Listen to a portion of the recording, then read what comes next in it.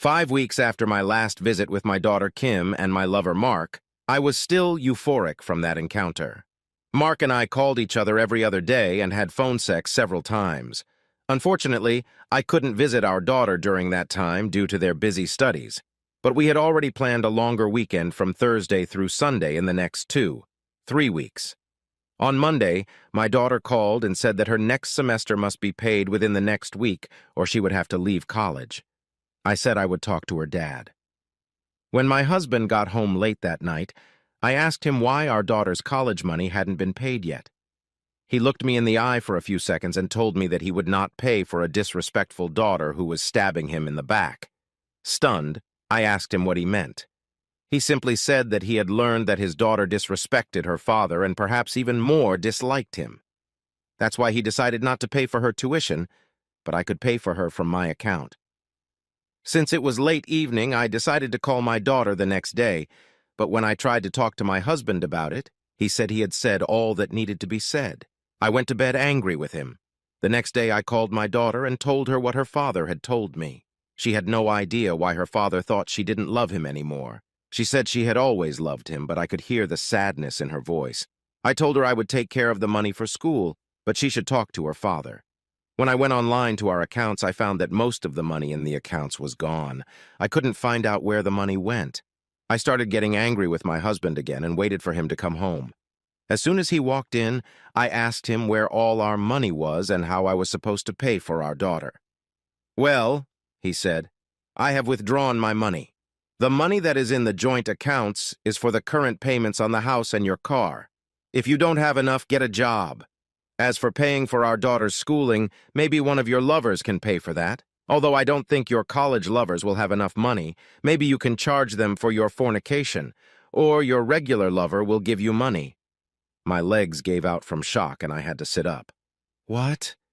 What do you mean? I don't have any lovers," I said as convincingly as I could. I felt like I was tearing myself apart, and I didn't know what else to say. I didn't realize he knew about my extramarital sex at all. My husband was starting to get angry. "Oh, come on. I know about your steady lover. I also know about your college lover, Mark, and I know about all the college boys you fucked with the support of my ungrateful daughter. I also know that you and she shared her boyfriend. I cried because I saw my marriage fail." "I'm sorry. It was just sex," I whispered between sobs. "Just sex? Then tell me, when was the last time you had sex with me? And when did we make love?" I couldn't truthfully answer that question, he continued. "The last time you had sex with me was a week after your first visit to college, and it was just a pathetic sight as you lay there with your eyes closed and I did all the work. But during the third act, you screamed the name Mark. That's when I realized something was terribly wrong in our marriage. And as for making love, that was so long ago, even I don't remember. I realized you didn't have time or need for me between all that phone sex with Mark.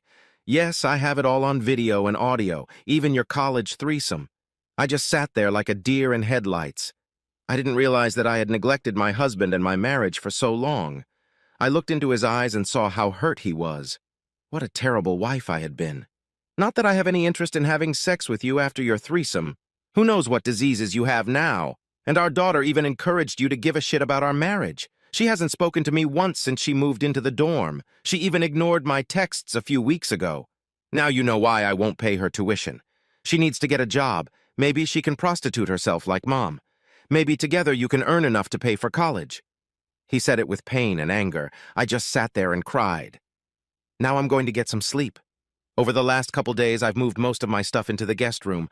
I'm not surprised you haven't even noticed. I will sleep there as I see no need to pretend. I sat there for a long time, or at least it seemed like a long time to me. Then I called my daughter, even though it was late, but I needed someone to talk to, and I had to tell her about our problems. Without any greeting, I just cried on the phone. "Kim, your father knows.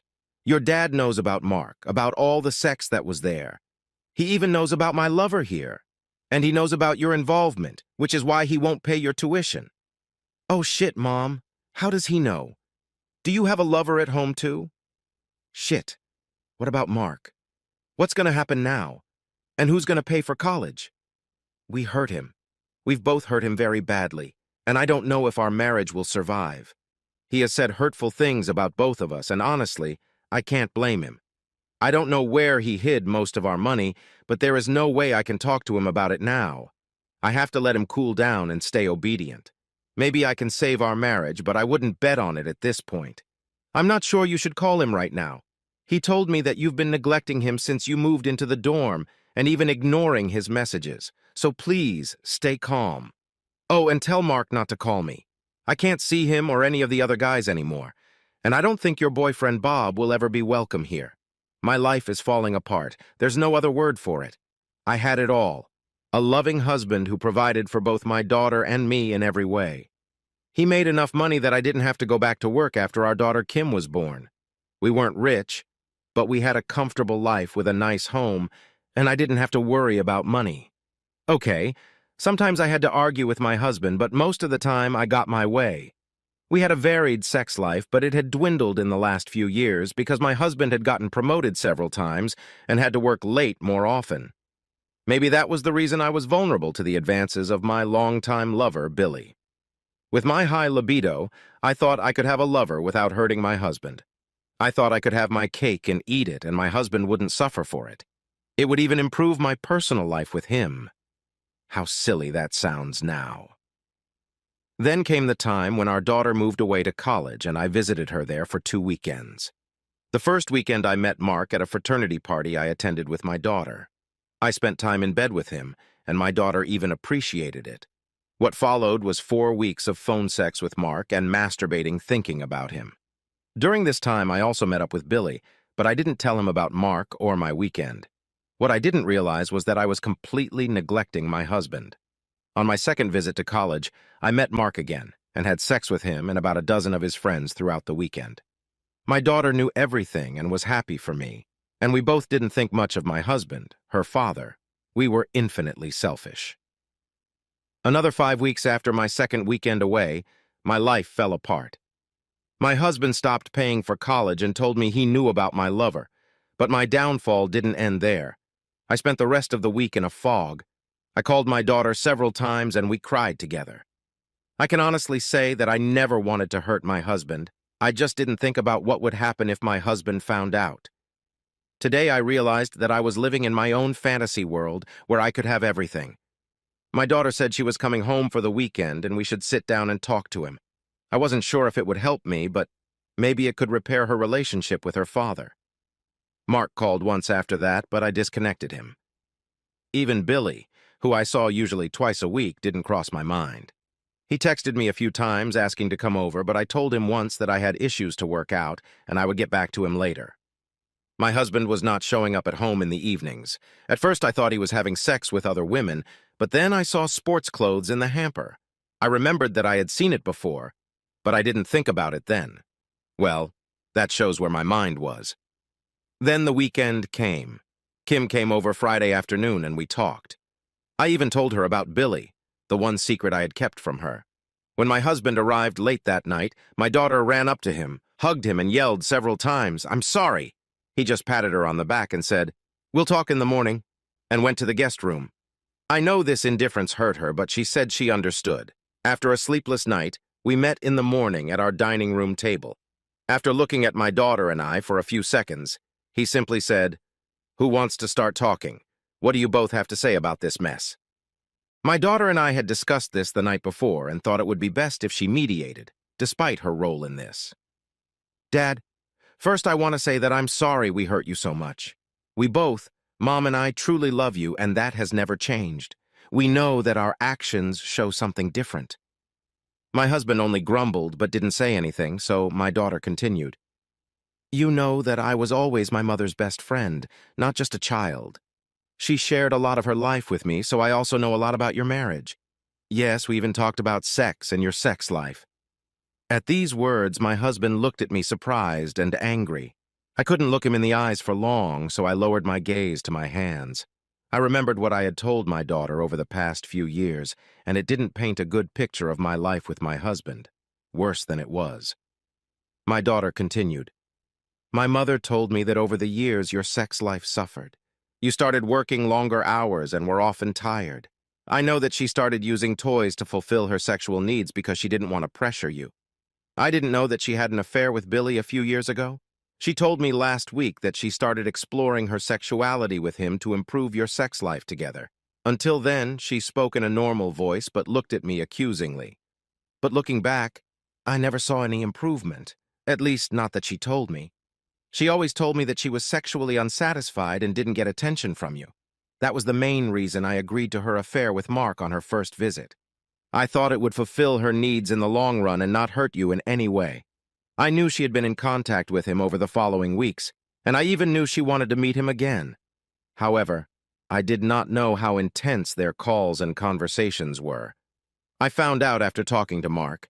Yes, I talked her into meeting him again the second weekend she came to college. It wasn't meant to be a long-term affair. I knew she'd had sex with more than just Mark, though I didn't know about the threesome the first night. But after that, I just figured it wouldn't hurt anyone if she let her hair down all weekend. At those words, she lowered her eyes and blushed, but continued. Yeah, I let her fuck my boyfriend Bob. Somehow it seemed normal for the bond between my mother and me. After she finished, we sat in silence and pondered what she had said. I began to cry and realized that it would take a miracle to save the marriage. After a long pause, my husband turned to me and coldly asked if I had anything to add by way of explanation. I couldn't speak, so I just shook my head negatively. He waited a few more seconds to see if I would change my mind. Then he leaned back and determined my future. Let's summarize. My wife had her long-term affair because I had to work long hours to feed my family. She wouldn't talk to me about it because she didn't want to hurt me. Instead, she fucked other men thinking it wouldn't hurt me. She wanted to explore her sexuality by having an affair with Mark instead of talking to me. She also became a slut for over a dozen frat boys to fulfill her sexual needs with the support of my daughter. She even slept with her daughter's boyfriend to get closer to her. When he put it like that, it sounded really awful. I shamefully leaned back in my chair and let the tears flow. But I didn't think for a second that they would have any effect on him. After a while, he spoke again, addressing his daughter. Let's get something straight. Your mother had a good job before she got pregnant with you. Don't get me wrong, the pregnancy was planned and I always wanted children. That's the reason we moved to this bigger house for all the kids we planned, even when I argued that this house was too big. But she countered that she would go back to work after the planned children went to school and contribute to the household. I sat there in tears and remembered that time. A time when we were happy. It's true. I wanted that big house and to fill it with kids, and I really wanted to go back to work. After you were born, she stayed home and took care of you. After a few years, I wanted more children, but your mother decided that one was enough, and that she didn't want any more. I never forced her to have more because I thought it was her decision in the end. When you went to school, she also decided that she didn't want to go back to work and would focus on you growing up. It was okay at first because I was making enough to live a good life. There was just a little problem. Now we had a big house that I had to pay for, and your mother didn't go back to work. In itself, that wouldn't have been such a problem because I was doing well at my job and making good money. However, since your mother stayed home, she had to fill her free time, especially after you went to school. Oh boy, I knew where this was going. I never realized how bad it was. Her hobbies eventually cost a lot of money. I don't want to explain what your mother spent our money on. I don't want to repeat her bi-weekly visits to the beauty parlor for a few $100s. Or her shoes, purses, and dresses that she used maybe once over the years. And I don't want to mention her new car that she had to replace every 3 or 4 years, with all the extras, of course. Oh, you know, she even spent some of the money I earned on her lover. While I got for Christmas a gift certificate, her lover got an expensive watch, with personalized engraving. At these words, my daughter looked at me in surprise. This was also something I hadn't told her about. It made me feel even more embarrassed. You may wonder why I didn't say anything. In fact, I had said something from the beginning. I had several conversations about money with your mother, but I kept them away from you. She always promised to cut back on her spending. Well, that would last a few weeks, and then she would start spending again. After a few years, I stopped discussing it, but I had to work longer hours to finance your mother. And of course, you. I don't need to tell you what hobbies you've tried over the years, and I'm sure you have no idea how much they cost. Your mother always wanted the best of the best for you. Over the past few years, 70% of our money went to you and your mother. With the remaining 30%, I paid my expenses and maintained our nest. Your mother once accused me of spending $150 on a tennis racket, while she spent $400 on a new bag in the same week. And I'd really like to see your mom in all the lingerie she bought from Victoria's Secret or Agent Provocateur, but I guess that's reserved for lovers. My God, I thought, how much he knows. I've never seen it this bad. I never knew our financial situation. The money was just there to be spent. When I bought sexy lingerie, I seemed to think of my husband, but I never wore it for him, even when he asked me to. He interrupted my train of thought by continuing, "So, my dear daughter, you will realize that money doesn't grow on trees. I had to work for it, and I had to work long hours to bring in extra money. I like my job, so it wasn't a big problem for me. Of course, my working long hours had to affect our sex life. After working 10 or more hours a day, I don't have the energy to fondle your mom for a long time before getting down to the main part. She has always needed me to seduce her with caresses and fondle her body for long periods of time. Don't get me wrong, I love foreplay, but I don't always have the energy for it." Hearing about our sex life, my daughter started to blush. She wasn't ready to talk about sex with her father, even though she had started it herself. "Oh, come on, my dear daughter, there's no reason to blush. If you talked to your mother about our sex life, you must have known all this. Did your mother tell you that at the beginning of our marriage we had quite an active sex life? We did it often and sometimes several times a day. That, of course, diminished after you were born, which was fine with me. But what your mother was never, at least with me, was really adventurous. Introducing new ideas wasn't really appreciated, so I stopped trying 10 years ago. And yes, and plain vanilla sex has diminished altogether. Hearing it from him in that way, I wanted to object. But I couldn't. Everything he said was true. He tried to be more adventurous and try new things, but I refused. I didn't want to be thought of as a prostitute. What a joke that is now. How my lover or the frat boys saw me, I didn't care, so I was willing to do things I wouldn't do with my husband. So, my dear daughter, blaming me for our poor sex life and using that as an excuse is not working. Did your mom ever tell me anything? No. Did she ever introduce new sexual practices? No. Did she ever agree to new things introduced by me? Almost never. About 90% of our intercourse was with me as an active partner with your mother lying on her back, so don't tell me it's my fault she's a slut to others." The last tirades got louder and louder, and I leaned back more and more. He took a few deep breaths and continued more calmly. "I don't know what you both expect from me, but there will be changes in all of our lives. You can think about your future until tomorrow, then I will decide what happens next." With these words, he looked at us for a few seconds that seemed like hours. Then he got up and left the room. Half an hour later, he came downstairs with a small gym bag and said he would be back late in the evening and we didn't need to wait for him with dinner. Kim and I sat at the table, looking at each other but immersed in our own thoughts. I had always considered myself a person of high morals and a high sense of family. But coming face to face with the truth, I suddenly saw myself for who I really was. A selfish, cheating bitch. Self-awareness is the first step to self-improvement, but damn, it hurt. But what hurt the most was that I had hurt my husband. Somehow I didn't feel sorry for myself, not one bit, but I did feel sorry for my husband and my daughter. How and especially when had I lost my morals? That was something I had to decide for myself, whether my marriage would last or not. I don't want to go into details, but as I talked to my daughter the rest of the day, I knew our relationship had gone badly awry. She didn't openly blame me, but I could tell from her wording and tone that she was blaming me for presenting her father as a bad person. She wanted a relationship with her father, and I thought she had a great chance. I would help her in any way I could. However, I didn't know if my marriage was mortally wounded or if it could be saved. I knew it would never be the same again, and I had to make many concessions. I knew I loved my husband, even though my actions didn't show it. And I knew I respected my heartfelt husband for all he had done for us. I never let anyone seriously berate him. I have to take the blame, take responsibility for my actions, and start giving without expecting anything. The next Sunday morning began the same way it had the day before. My daughter and I were sitting at the table when my husband arrived, Before either of them could speak, I said, "Please let me begin before I lose my courage."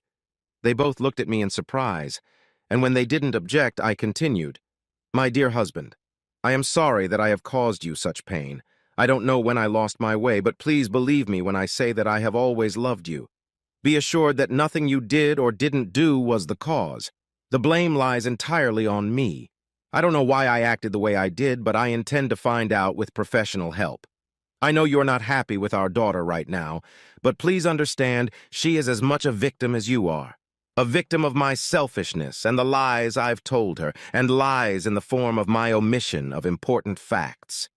With the last sentences, they looked at me with big eyes.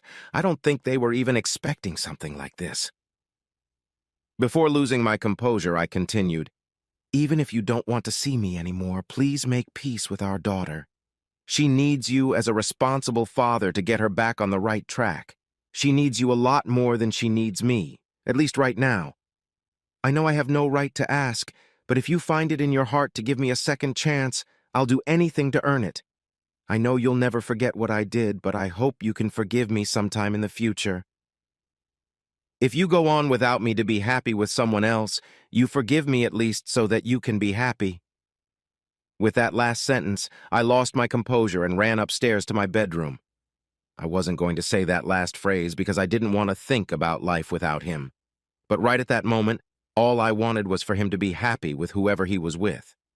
It took me 15 minutes to calm down, and I went downstairs. "I'm sorry," I said as I sat down again. Everyone seemed to be deep in their own thoughts, but then my husband straightened up. "I thank you for your confession. I didn't expect it to be so serious." After a few seconds, he continued, "I don't want to beat around the bush. I've already consulted with a divorce attorney." With that revelation, I leaned back in my chair. I knew my marriage had broken up, and all I had to do was wait to be served. I knew I wouldn't resist. I almost missed what he said next. "Unfortunately, the laws in this state are not really in my favor in a divorce case. After considering all the possibilities with an attorney, we've come to the conclusion that it's cheaper to keep you here." I looked up with surprise and hope on my face. He looked me in the eye, but there was certainly resentment in his eyes. But this was the first time I had a faint hope of saving my marriage. But I knew it was going to be a long road, and I was willing to take it. "Of course, there will be some major changes. First, I've canceled all of your credit cards. You will both get debit cards that I will put a small but appropriate amount of money on each week. You should use this money to pay for groceries and some personal expenses. I know you need to make some serious adjustments to your spending, but this time it will be up to me. Financial hardship didn't scare me as much, even though I knew I would have to adjust. I was used to having money when I wanted it. I'll have to get used to it. But the most important thing is your infidelity. You know you hurt me with your cheating, and even though you told me you never lost respect for me, I feel insulted. I hope you don't expect physical affection in the foreseeable future, because at the moment, touching you doesn't appeal to me. This hurt me very deeply. It was like a slap in the face. I had always wanted to look good, and it was important to me to know that men desired me. But now the man I truly love didn't desire me, didn't even want to touch me, and it shocked me. But when I felt my face turn pale, I realized that it wasn't my body itself that made me unattractive. It was what I had done with my body. I had allowed other men to use it, even though only my husband should be allowed to use it. At this point, I felt dirty myself. Not only my body, my soul felt dirty too. I knew I had to cleanse my body and soul of deceit and selfishness. One more note. I expect you to get a clean bill of health. I know you've had unprotected sex with guys, and I don't want to take any chances. At those words, my face flushed red with shame. For all my lust, I didn't think about my health, much less the health of my loved ones. I would kill myself if I passed on a few STDs to my husband. This may be the hardest part for you, but I don't want to abstain from sex. We've had less in recent years and then just boring sex. We've already talked about the reasons why. However, you had a lot of adventurous sex with your lover. So now I have a hall pass for the future. I won't just sleep with any woman, but if I find someone worthwhile, I will have sex with her without regret. I won't flaunt it in front of you, and it won't be someone in our circle of friends, preferably some stranger. I'll keep it a secret, but I'll tell you if you want to know. Oh my God, he intends to cheat. Several feelings came over me: anger, pain, hatred, humiliation. With that last feeling, I suddenly realized how he felt when he found out about my deception. It didn't make me feel any better, but I knew I had no right to complain. I just leaned back. Of course, if you want to continue this marriage, you must remain faithful. Otherwise, I'll divorce you. I can't take any more disrespect. Maybe I should have sex with your lover's girlfriends. But as far as I know, only 3 of them have steady girlfriends. He looked at Kim again. Bob has a girlfriend, but I'm not sure I want to have sex with my own daughter. Kim looked at him wide-eyed. And your longtime lover, Billy? Well, he doesn't have a steady girlfriend, but he has 2 other married women he sees regularly. You're not his only woman. He's a player who likes to have married women and put horns on their husbands. There is at least one marriage that fell apart because of him about 2 years ago.